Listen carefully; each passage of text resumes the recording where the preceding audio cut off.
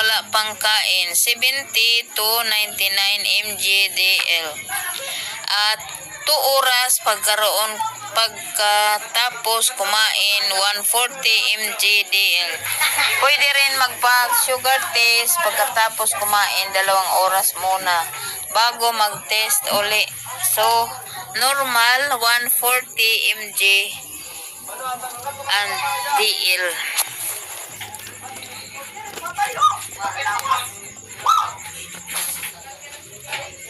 Sugar test fasting normal range. Normal range para sa fasting blood sugar test ay 70 to 99 mg/dl. Perspective.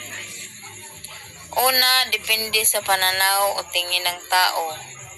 2, maaring iba-iba ang opinion o interpretasyon. 3, walang absolute na tama o mali, depende sa anggulo ng paningin.